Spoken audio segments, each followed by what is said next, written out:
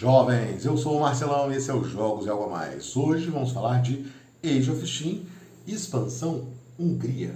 Um mapa diferente, um pouco apertado, um pouco, vamos dizer assim, menor que o usual. E os jogadores vão ter que, de alguma maneira, se ajudar no sentido de usar as linhas dos outros jogadores, né? É um mapa diferenciado, lançado em 2012 e reimplementado nessa edição Deluxe. É um dos mapas aqui da coleção, né? Eu demorei a fazer o conteúdo porque eu demorei para jogar esses mapas. Age of Steam não é um jogo que você consiga jogar o tempo todo, então eu demoro a jogar. E a proporção que eu vou jogando, eu vou conseguindo fazer aí conclusões e finalmente o episódio para trazer aqui para o canal. Mas vamos ver aí o que muda e quais são as diferenças e o que é interessante nesse mapa da Hungria.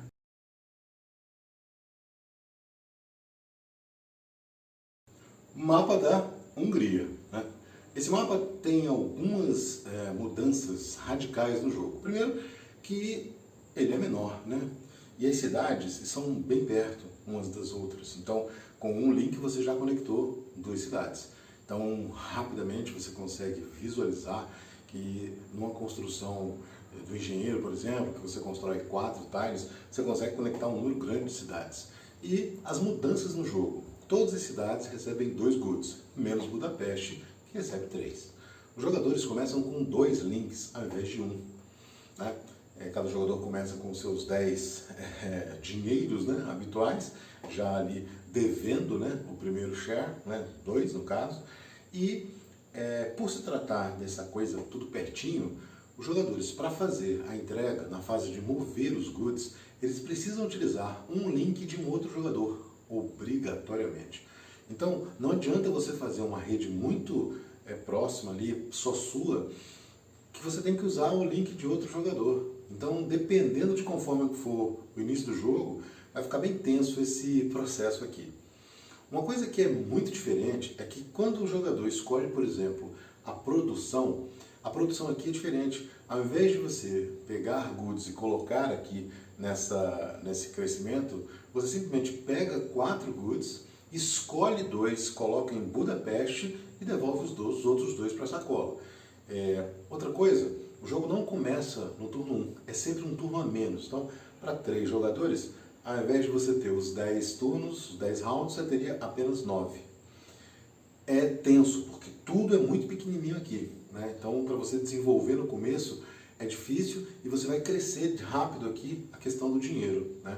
Uma outra mudança muito radical é que você pode agora substituir uma cidade criada por outra cidade.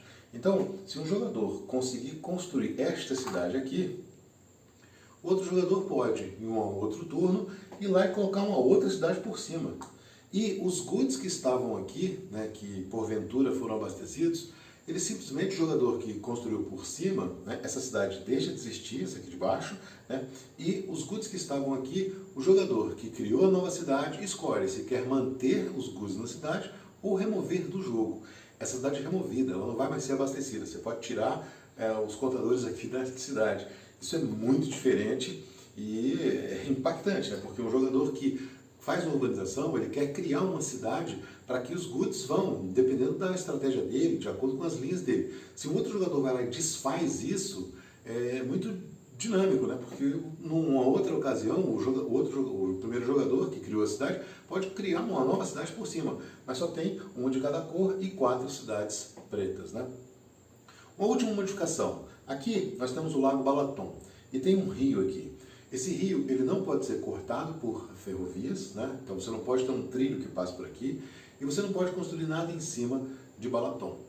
E toda a construção dos tiles básicos, né, custa 3 ao invés de 2, que é o padrão. Aqui não tem rio, não tem montanha. O rio que tem você não pode cruzar, então você não vai poder pagar mais. E o rio é justamente entre 2 hexágonos, então você não pode fazer uma linha que vá cruzar o rio. Você não pode fazer isso aqui, né? Eu sei que não dá para ver direito, mas a gente vai mostrar um pouco mais na live de amanhã. Então, o jogo tem as 10 fases, né, que são descritas nesse modelo, né?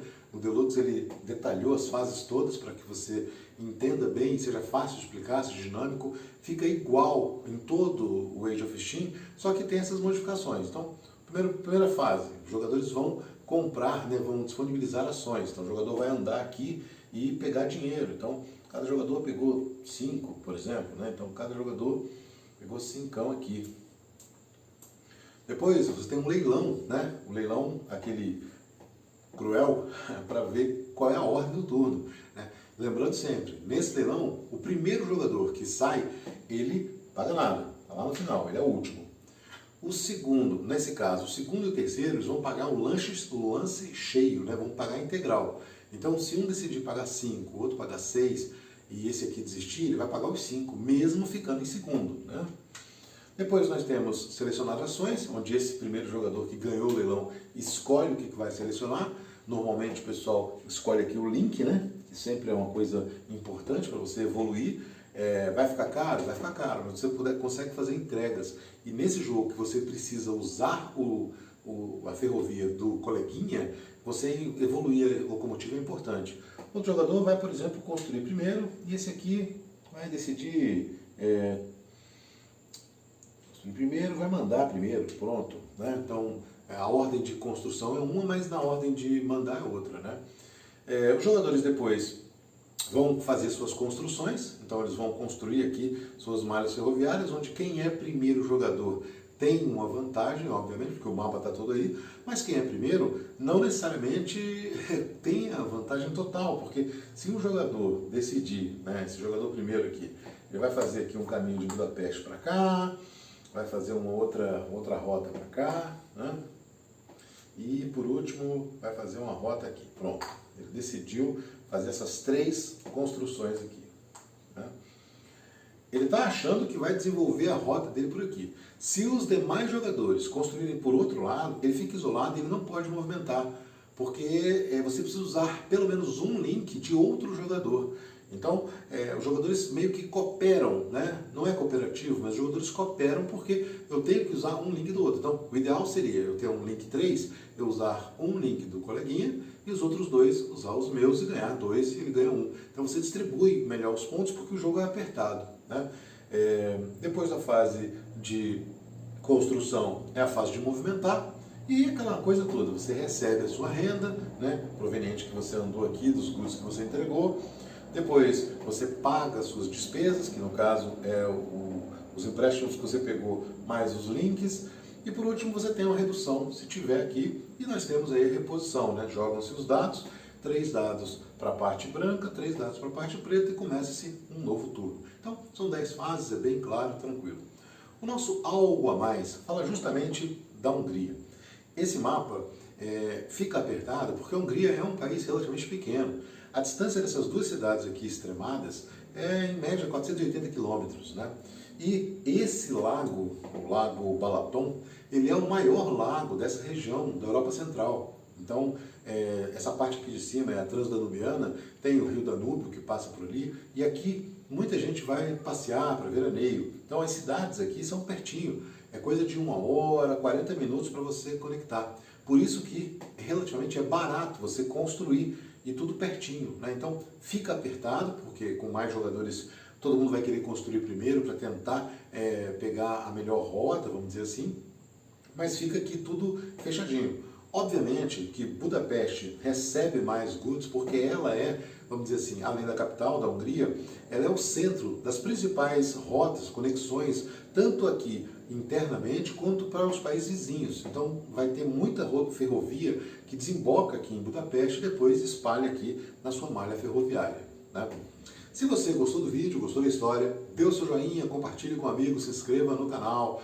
Amanhã, às 23 horas, atente para o horário, nós teremos uma live para falar um pouco mais aí desse mapa, eu mostrar alguns detalhezinhos e principalmente, né, os detalhes aí da Hungria e dessa malha ferroviária diferenciada, apertada, pequenininha e que é bem interessante, contrastando com a realidade de grandes malhas ferroviárias aí ao longo do mundo, né? Sugestões e comentários são sempre bem-vindos. Até a próxima!